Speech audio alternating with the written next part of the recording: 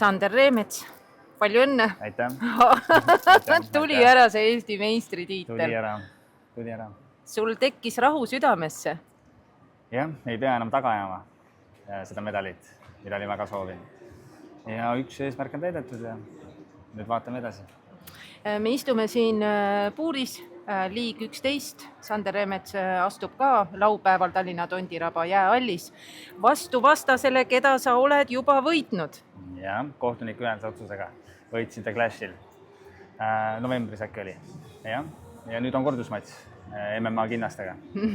Aga mis nüüd saab? Sa oled just Eesti meister ja kohe saad ketukat laupäeval. Ei, ketukat ei saa. Ei saa. Nagu ma ütlesin, esimene round, knockout ja nii läheb ausalt.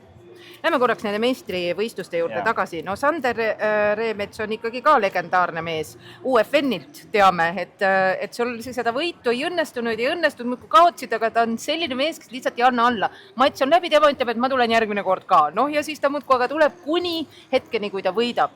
Kus see selline jonnakas järjepidevus ka paljude kaotuste kõrval sinu sisse on tekkinud? Ma arvan, et ma olen sisimas alati tundnud, et tegelikult ma võitsin. Et kõik kaotused on mul olnud võhma taha jäänud, ütleme niimoodi. Pole lihtsalt jõudnud ja kogemus ka, aga hinges ma tean, et nad on täiesti võidetavad kõik. Ja nüüd ma tasapisi nopin neid. Me tegime sinuga peale Eesti meistriks tulemist, tegime pikema intervjuu ka, ma väga soovitan seda lugeda. Eriti võib-olla nendel, kes võib-olla on 13, 14, 15, 16 ja mõtlevad, et elu on jube raske, sest sellel ajal meil kõigil on väga raske elu, aga mõnel natuke raskem. Sinu oma ka ei ole kõige kergemate killast olnud. Sa oled öelnud võitlusspordi kohta, et päriselt see muudab elusi. Ütle sinu uuesti üle, kuidas see sinu elu on muutnud. No minu elu on muutnud väga palju, on enesevalitsus tekkinud. Kontrollid oma otsuseid, üldse emotsioone, kui tekibki mingisugune ootamatu arve või midagi, ei lähe kohe pöördesse. Oled rahulik, enesekindel. Millal sul viimati ootamatu arve tekkis? Ikka tekkis siin, ikka juhtus võib-olla nädal aega tagasi. Aga suutsin hästi vastu hakata sellele ja polnud mingit probleemi.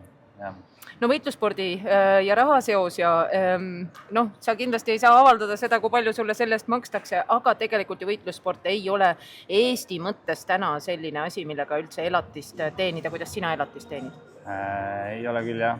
Mul on head toetajad, kes aitavad mul laagreid, varustust, kodu mul olemas, söök on mul olemas, et üldiselt on mul kõik olemas. Eks natukene teen ka aitan lastekodus öövalveid teha aga üldiselt jah, mul toetavad. Tahaks nii tea, lastekodud aitab. On see sinu viis tagasi anda lastekodule, kus sulle anti kunagi? Jah, ma arvan küll.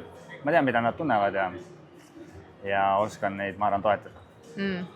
Nüüd laupäeval, Mats, MMA kinnastega. Kui valmis sa selleks oled? Valmis, väga valmis. Nagu ma ütlesin, esimene round knockout ja ma tunnen seda, jah. Seal ei ole muud varianti, sest et väiksemad kindlad, kaitset ei ole. Keegi meist kukub ja see pole mina. No nii, ma tõmban siinkohal joone alla, me kindlasti näeme laupäeval ja ma loodan, et me räägime sinuga ka laupäeval peale seda, kui sa oled siis ringist väljunud. Nii et laupäeval näeme 14. märts 2026 ja tulge siis Sander Reemetsale kaasa elama, värske Eesti meister.